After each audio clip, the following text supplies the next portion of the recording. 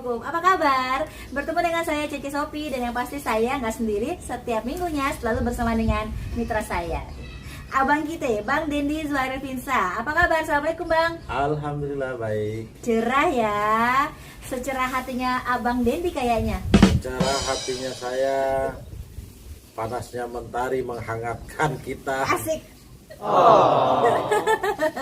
Ya pasti cerah lah ya. Kita akan menjawab pertanyaan dari teman-teman hukum nih yang udah mampir ke DZ Finsa Official. Hayu yang baru yang nonton, baru ngeliat, udah paling benar meluncurnya di channel DZ Finsa Official. Mau bertanya soal hukum akan langsung dijawab tuntas oleh Abang Dendi selaku pakar hukumnya.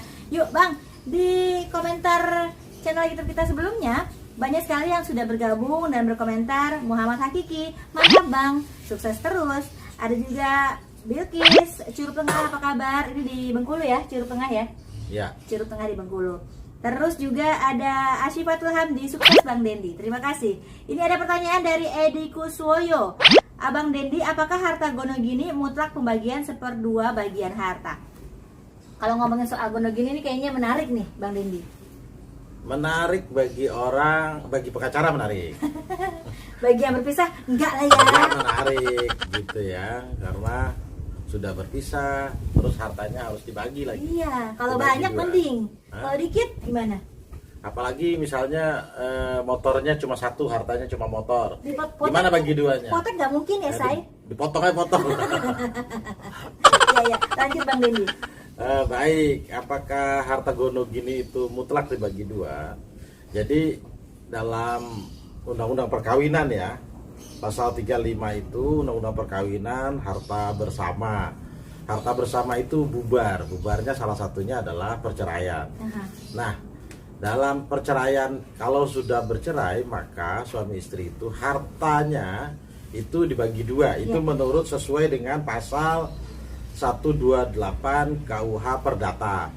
Nah, di pasal 128 KUH Perdata itu bahwa harta gonogini itu mutlak dibagi dua secara bersama. Ya.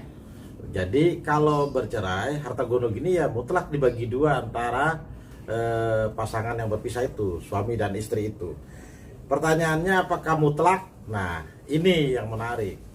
Jadi di dalam pasal 97 kalau dia dia muslim ya, dalam pasal 97 kompilasi hukum Islam, harta gonogini itu ada, tapi dibagi dua sepanjang tidak ada perjanjian perkawinan gitu ya, perjanjian sebelumnya.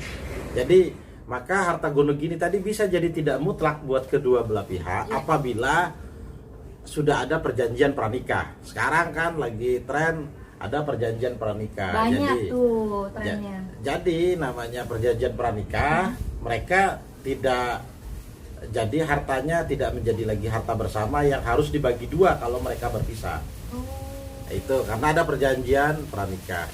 Nah, kalau dia nggak ada perjanjian pranikah bagaimana? Ketika dia berpisah, bercerai, suami istri itu bercerai, maka apakah mutlak gonogini? Kan gitu pertanyaannya. Betul. Selama ada kesepakatan perjanjian antara kedua belah pihak, walaupun pada saat itu setelah bercerai mereka bermusyawarah bersama, cerainya baik-baik, terus pembagian harta ya udah, misalnya si laki-laki bilang untuk kamu deh semua harta nih, rumah, mobil, saya cukup buat modal awal aja. Berarti saya minta cuma 20% dari harta kita. 80% mau rumahnya, mobilnya kalian ambil lah, semua tanah kamu ambil aja semua, saya cuma 20% untuk tetap modal usaha saya misalnya begitu. Nah, kalau begitu bisa nggak pembagian harta begitu setelah bercerai tidak dibagi dua gitu? Bisa-bisa saja. Oh gitu. Kenapa perjanjiannya bisa-bisa saja? Karena undang-undang bahwa di dalam kitab undang hukum perdata itu perjanjian yang dilakukan oleh kedua belah pihak, motor lewat ya kan biasa.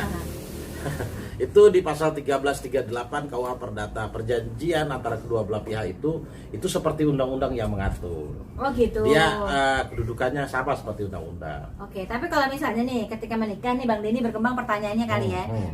Menikah tapi dia setelah menikah dapat harta waris dari orang tuanya si perempuan, biasanya gitu kan. Dalam usia pernikahan mereka baru 15 tahun berjalan tiba-tiba harus berpisah kan, bercerai. Nah, apakah harta waris yang udah didapatkan dari si perempuan atau si laki-laki itu menjadi harta bersama juga atau kembali ke si anak yang punya waris itu?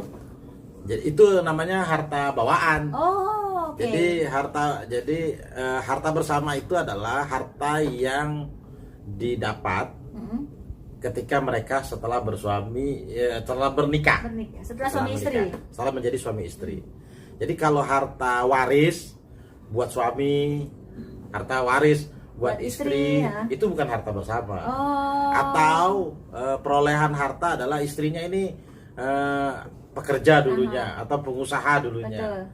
Misalnya kalau dia pekerja dan pengusaha, maka harta dia adalah harta bawaan yang dia bawa. Dia sudah punya rumah duluan atau sudah punya mobil duluan. Si suami itu pengangguran gitu misalnya kan. Menikah sama si cewek kaya. Gitu iya, ya. gitu.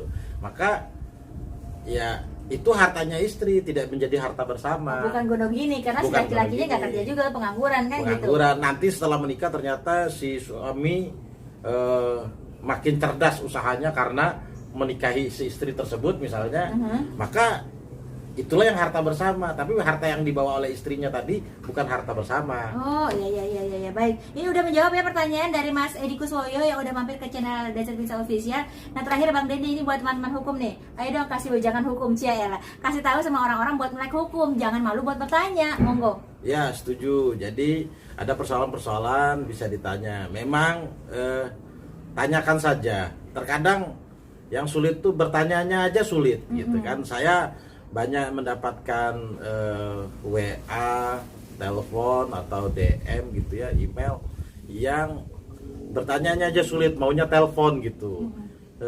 Tidak, kenapa nggak tulis di komentar? Karena nanyanya aja sulit katanya ya kan. Bener. Nanyanya aja sulit, gini pertanyaannya, jadi lama dia. Tidak apa-apa, ditulis saja serumit-rumitnya. Insya Allah kita jawab sesimpel-simpelnya gitu. Oke. Segampang-gampangnya gitu. Ya oke, baik. Malu bertanya, satu jalan. Lo kalau nggak nanya, lo pendem makin nggak enak ya kan. Jadi penyawat hati kalau kata orang Sunda macam penyawat hati, ngerti nggak? Ya deh, pasti buat teman hukum, terima kasih udah nonton channel kita dari awal sampai akhir ya. Diingetin sekali lagi untuk like, comment, dan juga subscribe. Dan juga jangan lupa buat share ke semua teman-teman hukum ya. Sekali lagi, malu bertanya satu jalan. Kalau pengen tanya masalah hukum, udah paling tepat di channel Desert Pizza Official. Baik, terima kasih Bang Dedi waktunya. Baik. Ada pantun hari ini? Ada dong. Dil apa dong? Dil apa dong? Dil apa dong?